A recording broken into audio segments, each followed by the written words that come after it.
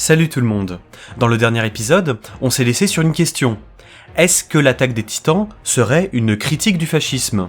Pour rappel, l'attaque des Titans, c'est une série animée adaptée du manga de Hajime Isayama, qui prend place dans un monde dans lequel une espèce d'humanoïde géant qu'on appelle Titan oppresse les humains, ce qui contraint ces derniers à vivre à l'abri de murs gigantesques. On a établi dans une première vidéo qu'au cours des saisons 1 et 2, la série met en avant certains thèmes qui, une fois pris ensemble, ne sont pas sans rappeler la vision du monde portée par les mouvements fascistes. Dénonciation du pacifisme, centralité de la violence, exaltation de la nation et des chefs, etc., etc. Si ce que je vous dis là vous étonne ou que le sujet vous intéresse, n'hésitez pas à regarder la première partie de cette série avant de continuer. Il est largement admis que les saisons 3 et 4 de l'Attaque des Titans opèrent un véritable retournement, et proposent ainsi une critique sans concession du fascisme.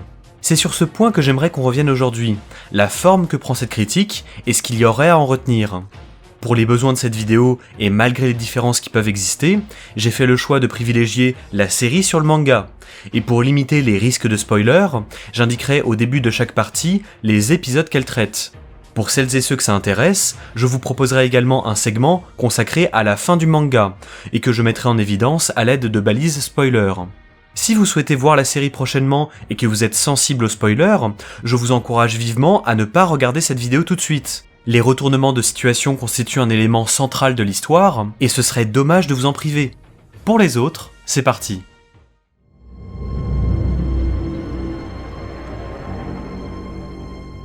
Revenons à la situation telle que nous l'avons laissée. Pour faire face à l'invasion des Titans, Eren et ses compagnons intègrent le bataillon d'exploration, l'un des 3 corps d'armée de l'humanité chargés de les combattre. Au terme d'une première bataille particulièrement sanglante, on découvre qu'Eren aurait le pouvoir de se transformer en Titan, faisant de lui une arme inestimable pour l'humanité, mais aussi un danger aux yeux de certains. Il suit alors un entraînement en vue de maîtriser ses pouvoirs afin de reconquérir le territoire occupé par les Titans. Au cours de cette période, des traîtres sont identifiés dans les rangs de l'armée et repoussés hors des murs, et des doutes surgissent concernant ce que les personnages savent vraiment du monde. Il se pourrait que les Titans soient en fait des humains ayant subi une transformation, et l'origine des murs qui protègent l'humanité devient de plus en plus incertaine. Ce qui nous ramène à la société dans laquelle vivent les personnages. On découvre progressivement qu'il s'agit d'une société très conservatrice, dans laquelle le moindre début de contestation est durement réprimé. La presse est contrôlée par l'État, les exécutions extrajudiciaires courantes, et il existe un fort tabou sur le fait de sortir des murs.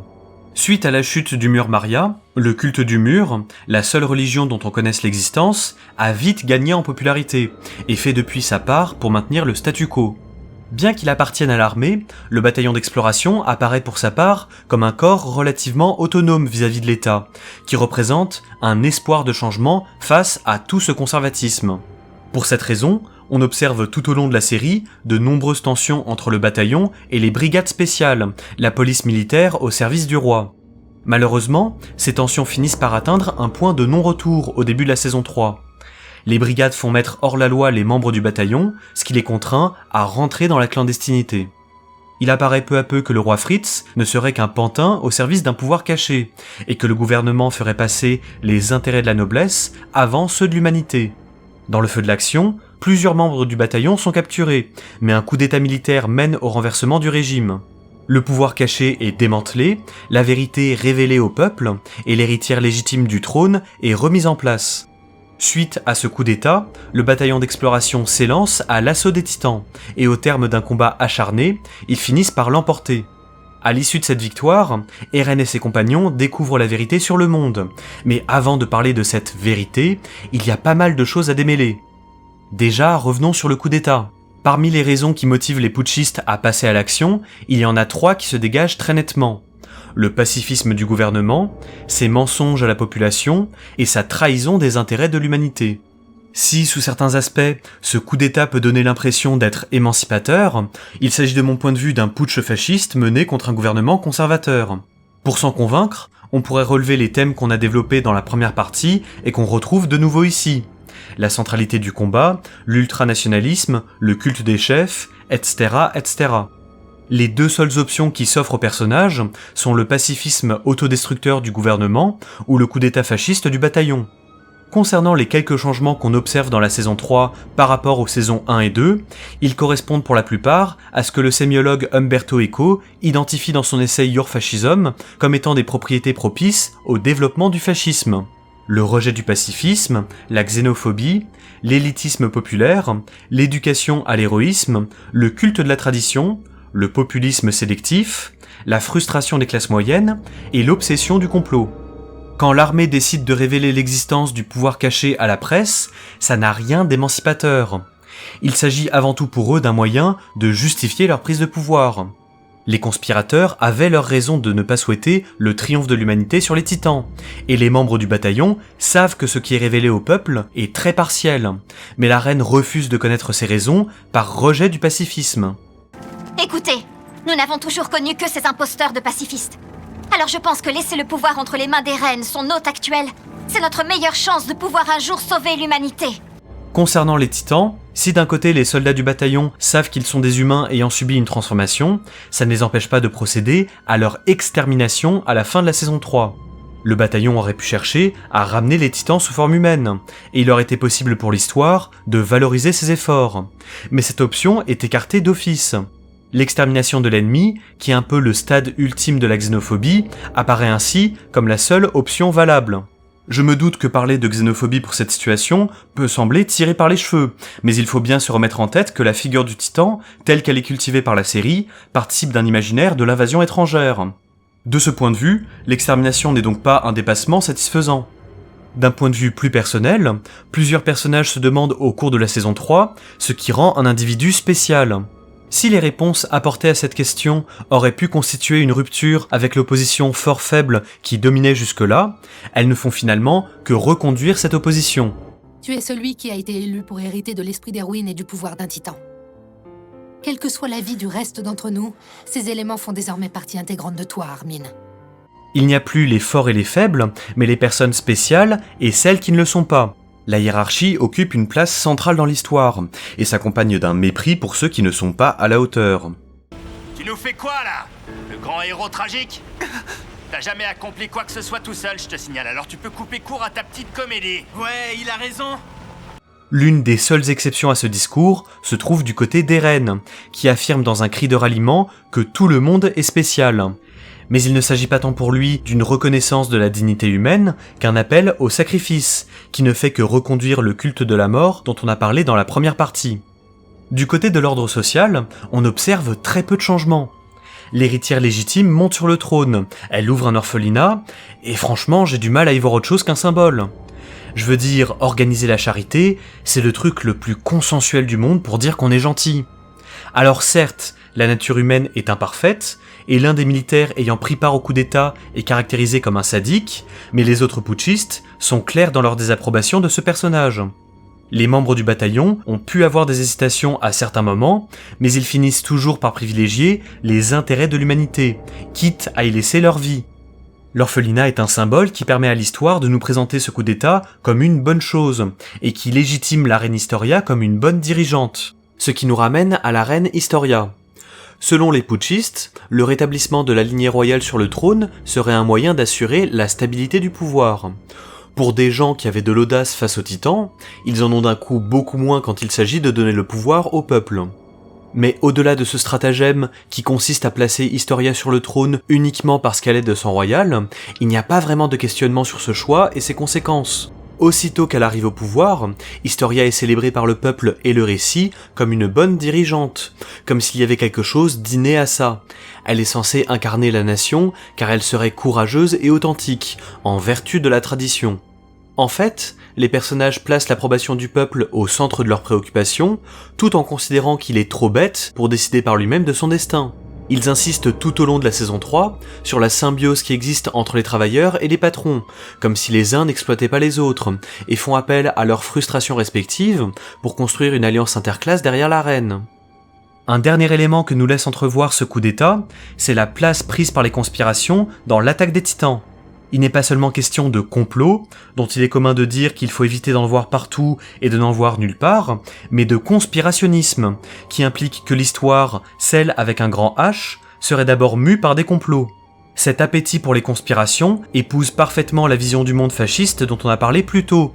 Elle résonne avec l'inquiétude de l'ennemi intérieur, prêt à frapper à tout moment, et avec l'idée d'une histoire, encore une fois avec un grand H, qui serait faite par les grands hommes, là où les historiens admettent très largement qu'elle est aussi le produit des masses, et que les fameux grands hommes sont avant tout le produit de leur époque, sans qui l'histoire aurait très bien pu se faire, puisqu'un autre se serait présenté. Il est intéressant de remarquer qu'on ne peut pas parler du caractère fasciste de ce coup d'État sans en revenir encore et toujours au cadre posé par le récit qui restreint les personnages dans leur choix. Est-ce que cette manière de contraindre les personnages à opter pour un fascisme qui ne dit pas son nom ne serait pas un moyen pour l'histoire de nous offrir une critique d'autant plus éclatante du fascisme ? C'est un point central de l'attaque des Titans qui nous ramène aux révélations de la fin de la saison 3.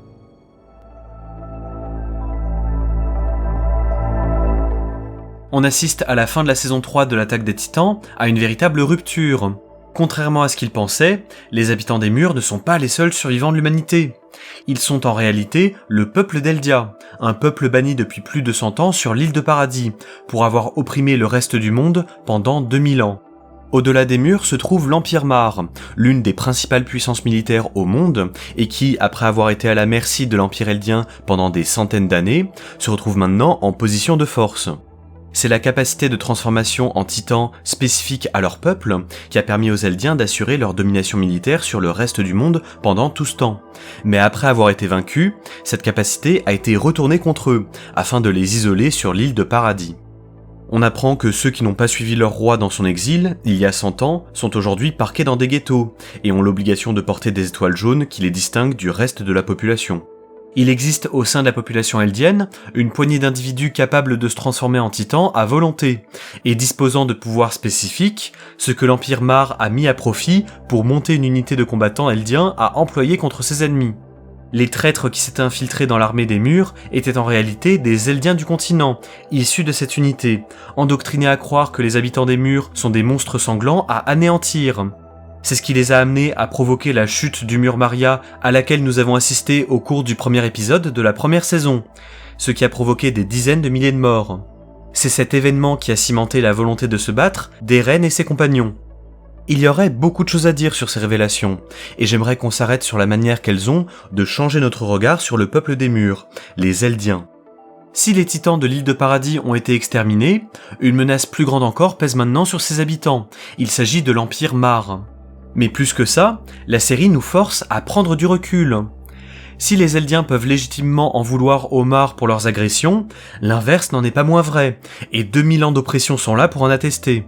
Le monde entier redoute le jour où les habitants des murs voudront fonder un nouvel empire eldien, ce à quoi aspire justement une faction de l'armée eldienne, le mouvement Jaegeriste. La démarcation qui sépare les bons des mauvais devient de plus en plus floue, et l'attaque des titans nous montre comment les héros des uns peuvent devenir les monstres des autres. Un thème qui sera au cœur de l'attaque des titans à partir de là est le cycle de la violence. Les Eldiens comme les Mar se sentent légitimes à engager les hostilités en raison de l'histoire commune qui les oppose. Il n'y a pas un point de vue qui serait fondamentalement plus faux que l'autre, et chaque camp a des choses à reprocher à l'autre. Chaque nouvelle attaque ne fait qu'alimenter le cycle de la violence, qui va toujours plus vite et plus fort, sans qu'il soit jamais possible de l'arrêter vraiment. Le racisme et le nationalisme se trouvent au cœur de ce cycle, dont ils sont à la fois une cause et une conséquence. Ils poussent à haïr des personnes innocentes en raison de leur identité supposée, et cette haine renforce en retour les divisions. La série nous montre que le racisme repose sur des intérêts matériels, comme le fait que les Eldiens soient envoyés au combat à la place des Mar, mais aussi sur un système de représentation, qui catégorise les Eldiens comme des démons aux yeux de tous, et les pousse à la haine de soi. On voit comment ce poids que doivent porter les Eldiens permet aux Mar de les manipuler, en opposant les bons et les mauvais. La série nous montre ainsi comment le fascisme ne peut mener qu'à la destruction, et je dois avouer que c'est assez fascinant à voir. Après avoir contraint le peuple des murs à se vouer au fascisme, on nous propose maintenant d'observer ce qui se passe quand on fait se rencontrer cette puissance fasciste en devenir avec une autre puissance fasciste, l'Empire Mar. On trouve dans ce tableau un plaisir d'entomologiste, et le fait que le fascisme prenne si bien chez les Eldiens après les révélations de la saison 3 me conforte dans l'idée que les bases étaient bien là depuis le début. Il y a quelque chose d'assez artificiel à ça, puisque comme je l'ai expliqué dans la première vidéo, le fascisme n'était pas inéluctable, mais ça ne reste pas moins un retournement très malin. Cette manière qu'a le récit de rechercher un équilibre au fil des saisons n'est pas étranger à la culture mangaka, et de manière générale, de nombreux thèmes brassés par l'attaque des Titans font directement écho à l'histoire du Japon qui a été autant victime qu'agresseur. Entre 1905 et 1945, l'Empire japonais a pu commettre les pires atrocités, notamment contre la Corée et la Chine, mais il a également été l'une des premières nations victimes de l'arme nucléaire. Mais si ces éléments ont le pouvoir de nous toucher et de nous faire réfléchir, ils ont également d'énormes limites qu'il nous faut aborder. Dans la manière qu'il a de traiter du racisme, le récit nous pousse à comparer l'expérience vécue par les Eldiens à celle vécue par les populations juives d'Europe au cours de la Seconde Guerre mondiale, notamment par l'usage des ghettos et des brassards. Seulement, on peut légitimement se demander où doit s'arrêter cette comparaison. Beaucoup de personnes ont retenu du récit que les victimes de hier deviennent les bourreaux de demain, mais le problème c'est que c'est faux. Si on devait poursuivre la comparaison entre Eldiens et Juifs, les raisons que se donnent les antisémites pour justifier l'oppression subie par les populations juives ne sont rationnelles qu'en apparence, là où il est permis de penser que les Eldiens ont vraiment commis des atrocités dans le passé. Et quand on serait tenté de penser que la comparaison peut marcher, en prenant par exemple le conflit israélo-palestinien, on se rend vite compte qu'elle est bien trop simpliste. Cette comparaison nous amène à assimiler un État-nation à des populations qui vivent en Israël, mais aussi ailleurs, et à nous imaginer que les Juifs ne subiraient plus de discrimination aujourd'hui, alors que l'antisémitisme a connu un énorme rebond depuis 20 ans. Faire du peuple d'Eldia une race biologique participe également à essentialiser les différences entre les peuples, et diminue la critique du racisme portée par le récit. La manière qu'a ce dernier de placer des conspirations partout n'arrange pas les choses, puisque les Eldiens qui se trouvent dans l'Empire Mar sont à la fois parqués dans des ghettos, mais aussi secrètement à la tête de l'Empire, ce qui fait pas mal écho à certaines théories du complot antisémites. Le cycle de la violence a d'autres limites qui ne concernent pas que le racisme, mais aussi le fascisme. Certes, on se rend compte que le nouveau gouvernement eldien se met à mentir et à torturer comme le précédent, mais c'est une critique assez superficielle, qui s'intéresse aux conséquences et pas aux causes. Des conséquences qui ne sont d'ailleurs pas spécifiques au fascisme. L'Empire Mar et les Jaegeristes d'Eldia sont explicitement dénoncés comme fascistes, mais le problème, c'est que de nombreux aspects que j'ai identifiés comme relevant du fascisme dans la première partie ne sont pas vraiment déconstruits par le récit. Le fait que certains personnages comme Mikasa et Armin réalisent que les choses vont trop loin nous donne l'impression qu'il aurait été possible de s'arrêter au bon moment, avant que des civils soient tués par exemple. Il n'y a pas vraiment d'introspection des personnages vis-à-vis des thèmes qui ont été déroulés dans les 3 premières saisons, car on nous présente d'un côté le gentil fascisme de ceux qui n'iraient pas trop loin, et de l'autre le méchant fascisme qui va trop loin. De façon générale, dans la manière qu'elle a de rendre le conflit inéluctable, la série naturalise de nombreux aspects qui auraient pu être questionnés, comme la nation, l'État et la guerre. Le conflit en est presque dépolitisé, puisqu'il correspond davantage à l'expression spontanée de l'agressivité des hommes qu'à ce qu'il est vraiment, une forme hautement organisée du politique. C'est pour ces raisons que je pense que l'attaque des Titans, sans être fondamentalement fasciste, est une critique assez superficielle du fascisme. Un autre problème qui se pose est que la vision qui est donnée du cycle de la violence dans l'attaque des Titans est particulièrement pessimiste, et nous laisse à penser qu'il ne serait pas possible de l'interrompre. On nous montre des foules qui seraient soumises à leur passion, et qu'il serait impossible de raisonner, ce qui constitue une vision fausse et réactionnaire de la réalité. Il aurait été possible de voir se construire une alternative émancipatrice au fascisme, mais on n'a finalement droit qu'à une poignée d'individus, lucides mais impuissants. Pour prendre la pleine mesure de ce qui ne va pas avec le cycle de la violence, il nous faut parler de la fin du manga. Pour celles et ceux qui ne souhaiteraient pas être spoilés, vous trouverez à l'écran le timecode à rejoindre pour sauter cette partie et aller directement à la partie 3. Je vous laisse quelques instants. Vous êtes sûr de vouloir entendre la fin du manga? Bon, dans ce cas, on y va. Au fil du récit, Eren construit autour de lui un mouvement fasciste dont l'objectif est l'anéantissement des ennemis du peuple eldien. À mesure qu'il laisse paraître ses intentions, Mikasa, Armin et d'autres membres du bataillon prennent leur distance vis-à-vis de lui, mais c'est déjà trop tard. La guerre qui oppose l'Empire Mar et le royaume d'Eldia touche à son paroxysme, et il apparaît clairement aux yeux de tous qu'Eren compte exterminer le reste du monde. Face à cette menace, une poignée de personnages issus des 2 camps parvient à dépasser le cycle de la violence pour s'unir contre Eren. Il s'agit d'une alliance fragile et circonstancielle qui contredit pas mal tout ce qui a été développé par la série jusque-là, parce que les personnages réalisent d'un coup que les choses sont allées trop loin. Malgré leurs efforts, Eren parvient à mettre en œuvre une bonne partie de son plan avant d'être définitivement stoppé, ce qui a pour conséquence la mort de 80% de la population mondiale.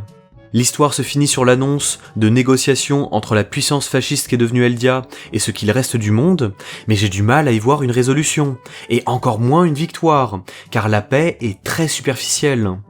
Je crois que le pire dans tout ça se trouve dans le fait qu'Eren aurait mené ce plan génocidaire dans le but de briser le cycle de la violence, et a assumé d'être perçu comme un monstre afin de libérer le monde de la haine. Cette vision du monde est plutôt cohérente avec l'analyse qu'on a faite de la figure du chef dans le premier épisode, et on constate avec horreur que son sacrifice, qui l'a amené à massacrer des centaines de millions de personnes, est salué par ses ex-camarades. C'est d'ailleurs avec la même horreur que j'ai pu constater que de nombreux fans étaient émus par cette révélation, ce qui montre encore une fois à quel point la critique du fascisme opérée par la série est partielle. Cette fin n'est pas sans faire écho à la manière que le récit a eu de cadrer le conflit comme découlant d'une sorte de péché originel. Eren apparaît ainsi comme une figure christique venue laver le monde de ses péchés.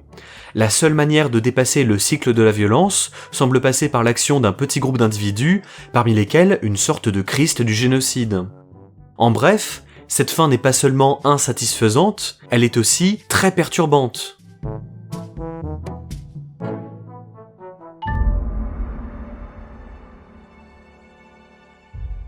Comme vous l'aurez remarqué, j'ai un certain nombre de critiques à faire à l'Attaque des Titans. Mais évidemment, ça ne veut pas dire qu'on ne peut pas en tirer quelque chose de positif. Cette série a de nombreuses qualités, parmi lesquelles sa capacité à résonner en nous sur des thématiques très personnelles, comme le dépassement et l'adversité. Je n'ai pas non plus cherché au cours de mon analyse à comprendre ce que voulait dire son auteur, Hajime Isayama, car je n'ai pas accès à ses intentions, mais à son histoire.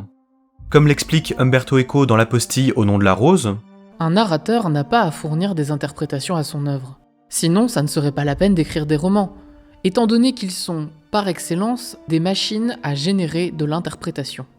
C'est en ce sens que j'ai fait mon maximum pour rester ouvert à la variété d'interprétations pouvant exister vis-à-vis de l'Attaque des Titans, en particulier celles qui ne proviennent pas d'une perspective occidentale comme la mienne. On m'a d'ailleurs rappelé à la sortie de la première partie que certains aspects que je relevais dans mon analyse étaient des caractéristiques propres au genre du shonen. Mais ce n'est pas parce qu'un élément narratif constitue un code du genre que ça le rend moins signifiant. Mon objectif n'est pas de condamner fermement l'Attaque des Titans, ou de condamner le shonen en général, mais de réfléchir à ce que ces caractéristiques nous disent sur le monde. Ce qui m'intéresse, c'est le potentiel de discussion que nous offre l'Attaque des Titans. Et justement, une thèse sur laquelle il me semble très important de revenir se trouve dans la volonté portée par l'Attaque des Titans de dépasser les clivages. Il s'agit d'un point qui est souvent célébré comme l'une des plus grandes forces de la série, qui est qu'elle nous offre un monde dans lequel il n'y a pas de gentils et de méchants. Une fois passé le vernis de la propagande, il ne reste que des intérêts et des perspectives différentes. Aucune vision n'est plus valable que les autres. Il en découle rapidement que celles et ceux qui pensent se battre pour l'émancipation ne font que défendre une perspective parmi d'autres, qui a de bonnes chances de mener à la destruction du monde. Il serait ainsi possible de rattacher l'Attaque des Titans au genre littéraire de l'anti-utopie. Pour reprendre la classification de l'auteur de science-fiction Kim Stanley Robinson, là où la dystopie nous montre un monde où tout est déjà perdu, l'anti-utopie a pour objectif de montrer comment vouloir changer le monde pour le meilleur finit par conduire au pire cauchemar. En cherchant à libérer l'humanité de l'emprise des titans, Eren et ses compagnons ont libéré des forces ne pouvant mener qu'à sa destruction. Faire triompher le bien n'a de sens que du point de vue d'une certaine perspective, et peut signifier le mal pour les autres. Seulement, s'arrêter à ce constat a quelque chose de plutôt paresseux, puisque ça nous dispense de réfléchir à ce qui pourrait être un bien supérieur, et nous pousse à renvoyer dos à dos gentils et méchants, dans un geste cynique. Ce n'est pas parce que le monde est complexe et que les perspectives sont variées que tout se vaut. L'Attaque des Titans nous laisse croire qu'il serait vain d'aspirer à l'émancipation de toutes et tous, mais ce n'est que parce que la seule alternative crédible qui nous est proposée par l'histoire est d'inspiration fasciste. Plutôt qu'une anti-utopie, nous pourrions aspirer à une anti-dystopie, à un récit qui nous montre comment, malgré les épreuves, il est encore possible de bâtir un monde meilleur. On observe depuis quelque temps dans les jeux vidéo et les séries une tendance que la journaliste Ki Hun-chan décrit comme relevant de la moralité grise. Il s'agit d'une vision du monde dans laquelle les gentils et les méchants ne sont pas si différents, qui est souvent opposée à une moralité en noir et blanc, dans laquelle on représente clairement les bons et les méchants. À cette perspective souvent perçue comme enfantine et simpliste, beaucoup préfèrent la moralité grise, qui permettrait d'explorer l'humain dans ce qu'il a de plus imparfait. Les motivations à faire le mal, la manière dont les héros peuvent devenir mauvais, et comment le bien est avant tout une question de perspective. Mais cette supériorité de la moralité grise sur la moralité en noir et blanc n'est pas si claire. Il est possible de créer une tension dramatique en confrontant des personnages attachés à leurs valeurs, à des environnements complexes et difficiles. Et c'est d'ailleurs ce que fait l'Attaque des Titans dans ses 3 premières saisons. Bien que le système moral auquel il se voue soit d'inspiration fasciste, Eren n'en est pas moins un héros volontaire et intransigeant. Si l'histoire s'était arrêtée au moment où l'humanité triomphe des titans, on aurait pu la qualifier d'antidystopique, et au lieu d'en faire une apologie du fascisme, il aurait été possible de valoriser une morale émancipatrice. Il n'est évidemment pas question ici de dire que les histoires grises ne peuvent pas être intéressantes. L'Attaque des Titans en est un bon exemple, ni même que le bien ne peut pas exister dans des univers gris. Mais le problème, c'est que l'art ne se fait pas hors de la société.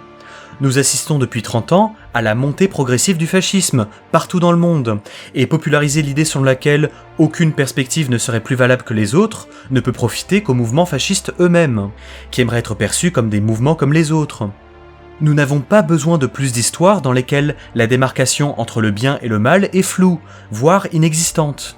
Nous avons besoin de plus d'histoires dans lesquelles les héros s'en tiennent à leurs convictions, et nous montrent qu'il est possible d'aspirer à plus de solidarité, même contre les obstacles les plus improbables. Parce qu'à la fin des fins, quoi qu'en disent certains, il est encore possible de créer un monde meilleur. Prenez soin de vous et prenez soin de vos proches. À plus.